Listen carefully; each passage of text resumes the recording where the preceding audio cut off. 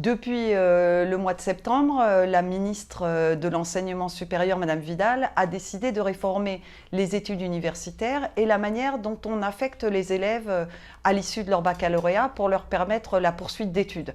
Elle a plus ou moins concerté les organisations syndicales à ce propos.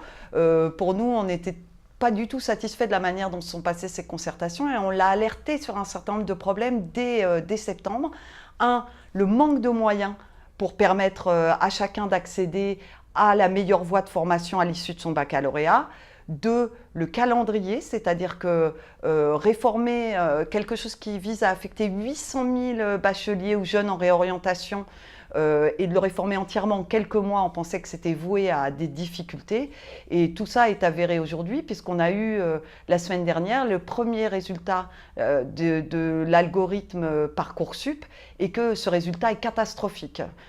Donc à l'issue de la procédure Parcoursup, en tout cas de son premier résultat, il y a aujourd'hui 400 000 jeunes qui sont restés sur le carreau, un peu moins ce matin puisque ça tourne depuis plusieurs jours, mais en gros, on a 400 000 jeunes qui aujourd'hui n'ont pas de visibilité sur ce qui va leur être proposé à l'issue de leur baccalauréat. Le bac est dans quelques semaines maintenant, et avoir aucune visibilité sur son projet à la suite du bac pour faire l'effort de l'examen, c'est une très mauvaise situation.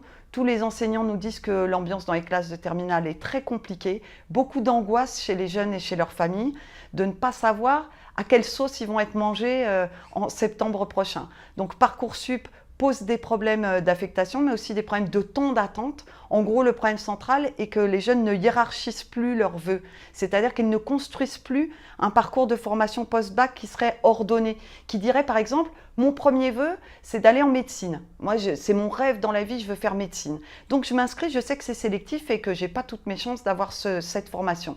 Mais comme c'est quand même mon rêve, je m'inscris à Paris, mais aussi à Créteil, mais aussi dans des facs de province parce que je sais qu'avec ma bourse et puis que mes parents vont pouvoir m'aider à faire ça. Mais d'autres jeunes peuvent dire bah, « moi, je veux faire médecine, mais je sais qu'avec les résultats que j'ai, ça va être un peu dur. Donc je mets 2 vœux en médecine dans ma région d'origine parce que mes parents n'ont pas les moyens de m'envoyer faire mes études plus loin. Et puis je mets un vœu non sélectif, c'est-à-dire une université en biologie parce que c'est ça qui m'intéresse et c'est ça que j'ai envie de faire. Et donc, avant mon bac, je sais que si je réussis brillamment, j'aurai peut-être une chance d'avoir mon affectation en médecine où je suis en liste d'attente. Mais je sais que quoi qu'il en soit, je serai à l'université en biologie en septembre. Or là, les jeunes n'ont aucune visibilité et beaucoup d'entre eux sont en attente sur tous leurs vœux. Pour la CGT, il existe des solutions. Le premier problème, et celui sur lequel on a alerté la ministre immédiatement, c'est le manque de moyens. On est dans un système universitaire qui accueille de plus en plus de jeunes et les moyens n'augmentent pas en fonction du nombre de jeunes qui arrivent et ça c'est tout simple à comprendre. C'est-à-dire qu'avec la montée démographique et le nombre d'élèves au bac en augmentation, il n'y a pas les moyens. Ce qu'on demande, nous, c'est 2 milliards par an sur le quinquennat pour améliorer les conditions d'accueil.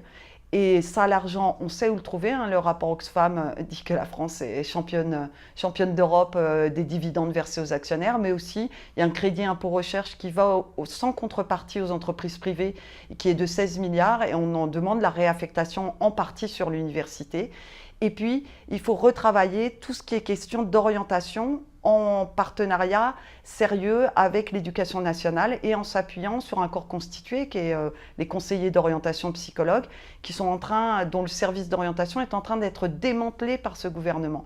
Donc on le voit, le gouvernement communique beaucoup sur la jeunesse, mais en réalité il ne met pas les moyens de donner à la jeunesse la possibilité d'accéder aux meilleurs moyens, au meilleur niveau de formation pour toutes et tous.